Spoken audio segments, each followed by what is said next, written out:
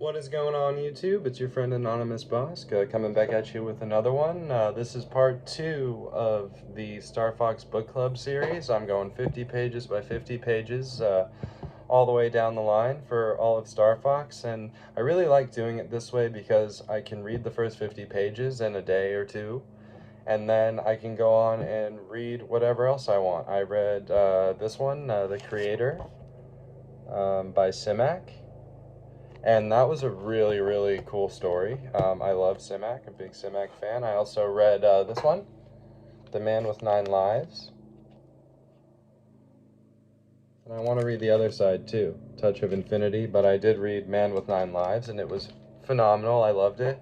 And then I went back and just over the past yesterday and today so far, I read the next 50 pages in the Star Fox. So I've been liking doing it this way because it allows me to get deep into the Star Fox, reading it a couple of times, but also I have plenty of time to explore other things, bust into the pulps, or start another book, or I can kind of multitask, and I really like that. And plus, I've never read a book like twice like this. For the first session for the Star Fox, I read the 50 pages twice. Now I'm reading the 50 pages twice again, and I like it. It really like gets you into the world, and you can pick up things that you missed. And oh, and there's a big world to get into with the Star Fox. So I'll start off with a brief, synopsis of what's going on. So right now on Earth, the tensions are high because the Earth government is all about peace. Like their modus operandi is all about peace, and they're trying to have these peace negotiations with an alien race called the Alaronians. And so the thing is, though, is that the Alaronians there's been some foul play, and our main character, Gunnar Heim, finds this out very early on from a traveling minstrel alcoholic guy named Vidaz. And Vidaz is such a badass. He's such a cool spirit. Like, if I was a character in this story, I would probably be Vidaz. I'm a musician, and he's got all kinds, he's always doing some musical stuff. He's playing his guitar, and he's kind of like Gunnar Heim's best friend and like almost like right hand man. And he's already struck up an acquaintance with Gunnar's daughter Lisa, who at this point on page 50 of last week we found out that Lisa is missing, and so this one picks up with Gunnar Heim trying to find her. But so there's a planet called New Europe, which is that was found by humans, but all the humans strangely disappeared, according to the Alaronia, and that they're just all dead or they're gone. But what we find out was really happening from Vidaz, um, who was on New Europe when it was being sort of taken over and invaded and kind of sort of attacked by the Alaronians. We find out that actually there are still humans there, and they had to retreat into like some caves to be able to survive. So that's kind of where we're at. Gunnar Heim, our captain, is trying to assemble a team and a ship, and with help from the French government, to send a ship to go privateering, which is kind of like space pirating, to kind of like uh, to disrupt the Alaronians and to find out what's up with New Europe. So that's the goal, where we're at now. And so where we pick it up, Gunner is talking to uh, Naxaw alien. So his name is Uthug A. Kathak. Um, that's a mouthful of a name, but Gunner is talking to Uthug because he is a skilled worker and on ships, and he's experienced with working on ships, and he wants to have him work on his ship. He's trying to assemble the crew to go out on their privateering ship. So he's speaking with Uthug, who's a Naxan, Naqsan, a Naxan alien, who are also a lot like humans. They're traveling around space. They're merchants. They're explorers. They're a lot like humans, and he is recruiting him for his new ship, his crew. But he's not planning on going because he needs to stay back and watch over the Heimdall, um, his nuclear engine company, Heimdall, and also watch after his daughter. But he is trying to get the team together, and so it starts with him talking to Uthug, and then he's kind of bummed out, and Vadaz is kind of bummed out. He hasn't played his guitar in a few days, and Gunner's just trying to find out, you know, what he can do. And sorry, we've got some yard work going on behind me that is distracting, but I'm just gonna try to keep on going through it. I hope it doesn't bother you guys too much. Um, so they're kind of bummed out, and they devise a plan to go go get Sinbei, who is the Alaronian kind of ambassador, like war ambassador, who kind of speaks and communicates a lot with the humans. And so what they do is they get a team together. They go out on the Connie Girl, which is kind of like a space yacht. It's like they call it a yacht, but it's like a ship that travels through space. And they go and find where Sinbei is, and they bust in, and there's bullets flying, and Gunner's and the team is in danger. But they get in there, they get Sinbei, and Gunner's like, "Hey, Sinbei, you are gonna help me get Lisa back." And so they devise a plan. And there's a part in here that's really really cool. Um, that's really really cool that just shows how badass Gunner is, and how determined he is to get his daughter back. And I just love this one part. So let me find it.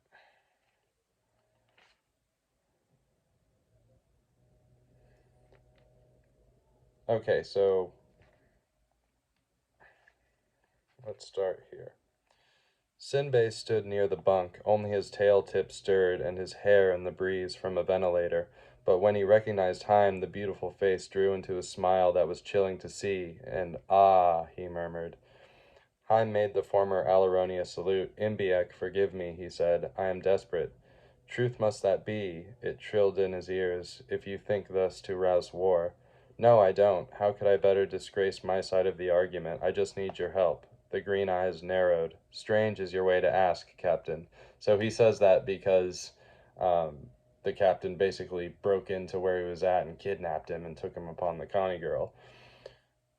And then Gunner goes on to say, "There wasn't any other. Listen, matters have gotten so tense between the war and peace factions on Earth that violence is breaking out. Some days ago, my daughter was stolen away. I got a message that if I didn't switch sides, she'd be killed. Grief, yet what can I do?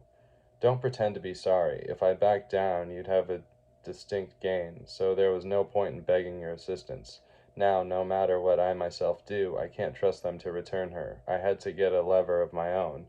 I bribed someone who knew where you were, recruited this gang of men, and now will phone the head of the organized appeasement agitators." Sinbei's tail switched his heels. "Let us suppose I refuse," said the cool music. "Then I'll kill you," Haim said without rancor. So, and then he goes on to say, "I don't know if that scares you or not, but your delegation meets Parliament in another week. They'll be handicapped without their military expert, nor are things likely to proceed smoothly after such a stink as I can raise." So Gunner's like, "Yo, bitch, I'm gonna kill you if you if you don't do what I say and help me get my daughter back." So I just thought that was so cool. And then there's another part where Sinbei says, "Upon you I see no weapon," Sinbei crooned. "If I aid you not, how will you kill me?" Haim flexed his fingers. "With these hands." Laughter belled forth from Sinbei. "Star Fox Captain, let us seek the radio phone." So after Gunner was like, "I'll kill you with my bare hands," Sinbei was like, "All right, well, I'll do what you say." So basically, they call up the peace people and the government, and they weren't too stoked to see Gunner. But then he put Sinbei on, and Sinbei was like, "Hey, we're gonna wage war on you if basically if Gunner doesn't get his daughter back." But there's another way of saying it, which basically leads to them giving Gunner his daughter back. And so I just thought that was so badass, and the action and the adventure, and he goes and captures Sinbei and it's like, "I'll kill you with my bare hands if you don't help me," and so cool.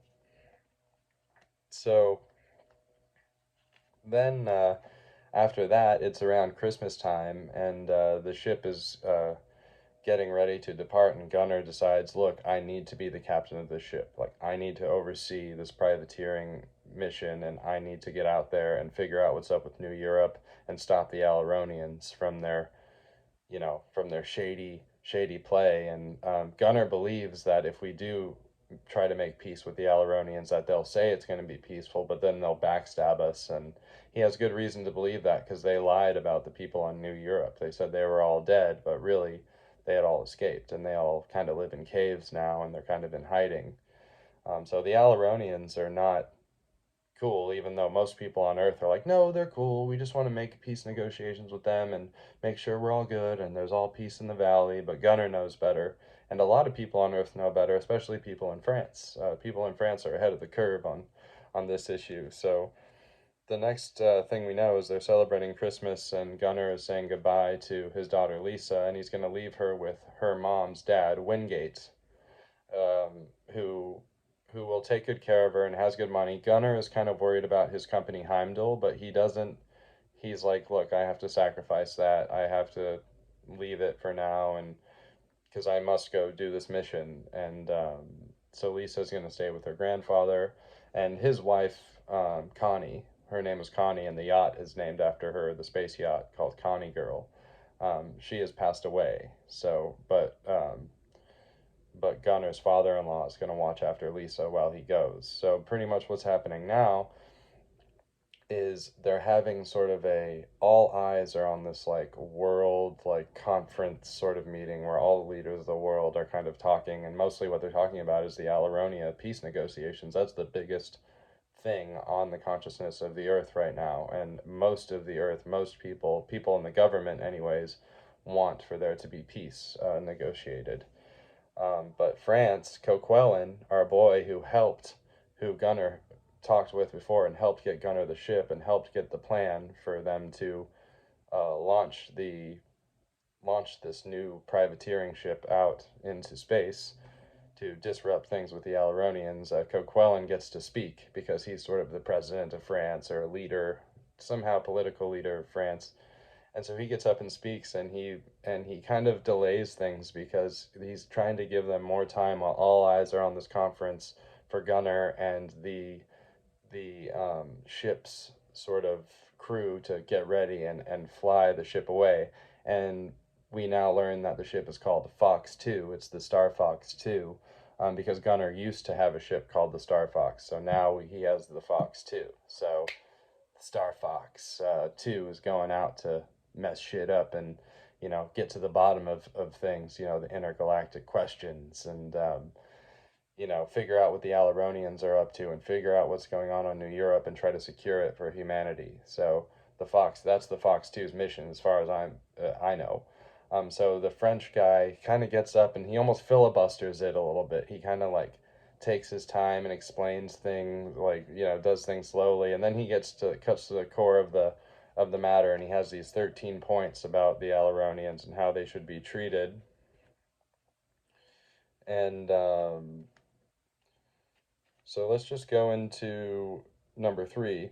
By attacking New Europe and subsequently occupying it, Alarion has committed an act of territorial aggression. So he believes that they've attacked New Europe, and so that by that they've like kind of committed a crime. And 4, if Alarion is not regarded as a sovereign state, negotiation of this dispute is legally impossible, and the authority is required to take military measures against what can only be considered banditry.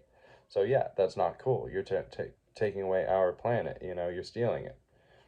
A roar went through the hall. Fazil banged his desk. Coquelin waited, sardonicism playing over his mouth.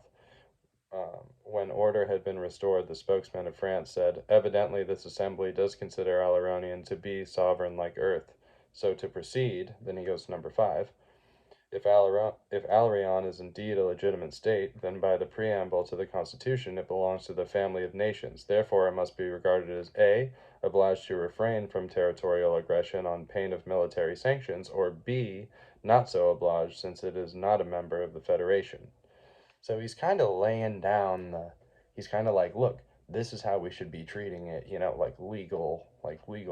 legally, like this is how we would treat it, even if they were other humans. So why are we trying to negotiate peace and trying to do all this thing? They're not even humans, so we should treat this as, what it is, which is banditry. They stole our planet that we had. So he keeps on going, and there's number let's do numbers 12 and 13. So, number 12, therefore, the Federation has unrestricted right to issue letters of marque and reprisal, which is the name of this section of the book, marque and reprisal.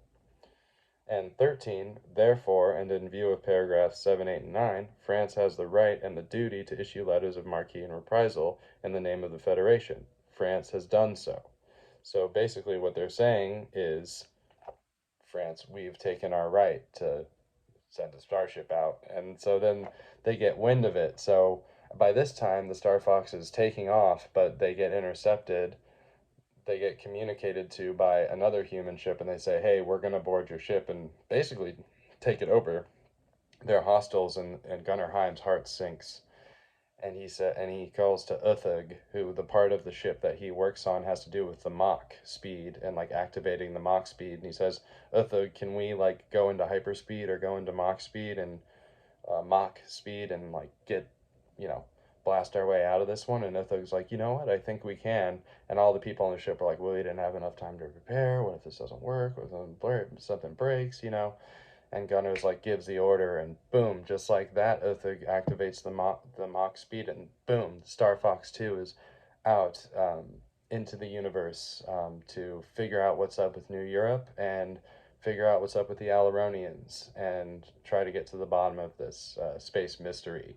So I love it. I love the action. I love the adventure. I love the science. I love the space and the ships and the aliens, and this book is so good, man. And we still have a couple of chapters to go in this reading. That's the end of part one. So part two is called Arsenal Port, and part three is called Admiralty. So now we're on to part two, Arsenal Port. Chapter one of that on my edition starts on page 85. And we go through chapters 1 and 2. So we find out in chapter 1 of Arsenal Port that Gunnar is on another planet called Starn, which is Saturn with the A and the T flip flopped, so it's Starn. It's really interesting. I keep reading it as Saturn, but it's Starn, and there's other aliens there, and they're trying to get a weapon connected to the Star Fox to help make them stronger. And so there's these negotiations going on. They're like, oh, how long is it going to take? And Gunnar is trying to determine, um, do we have enough time to make this work, even though we really need to be as strong as we can for our battle. They're one privateering ship against everyone, against legions, out in space. And so they need to be as strong as possible. And while they're there, trying to negotiate this, they find out there's another human ship that was led on Starn. And Gunnar's pissed off. He's like, "How can they let another human ship? They know that we're wanted." And he's very paranoid now because he's like, "Was this human ship going to be hostile? They're going to come try to take over our ship? Are they going to try to, And on the surface of a planet, he has to take Connie Girl, the space yacht, and so the actual Fox is still out in orbit around Starn, and so they're down there, and they only have their 5 or 6 person crew, and they're getting ready for war. Vadaz is playing his guitar, and they're all getting their helmets and their guns ready, and they're like, hey, like we're ready to throw down if we have to. And turns out though that the ship is just a scientific ship, and their lead guy is called Bragdon. Um, what's he called? Something Bragdon. Um, let's see.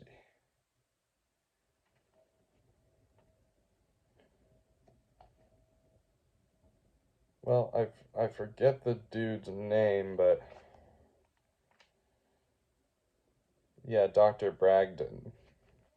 And but he also finds out that on the ship, there's a woman that he used to know called Lori, Mrs. Lori. What's her? So the guy's name is Victor Bragdon, is the lead scientist on the ship, and what's her name? Something Lori, Jocelyn Lori.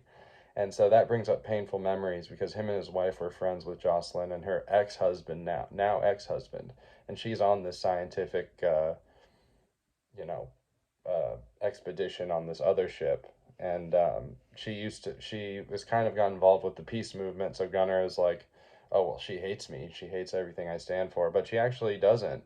And after they kind of establish like, okay, they're just scientists, they're not going to harm us, he goes to Jocelyn's room, and she basically has scotch ready for him, and they have drinks, and she plays the flute, and like they're talking and talking, and she's like, hey, you know, I think you have a point, and I know that you have good intentions. And she begins playing the flute for him, and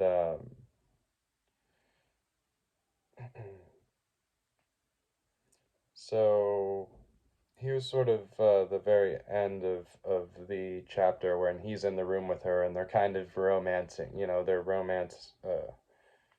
kind of romanticizing each other. What, romanticizing each other? I don't know what the hell I'm talking about, but they're getting kind of romantic, you know what I mean? And so here's the end of the chapter here. It says, she began to talk of things past, and presently he was chiming in the trivia that are so large a part of friendship. Do you remember whatever became of we did once you said we thought, do you remember? And then there was we hoped. I never knew that. Do you remember? Do you remember? And the time and the words and the emptied glasses passed, and finally somehow she was playing her flute for him.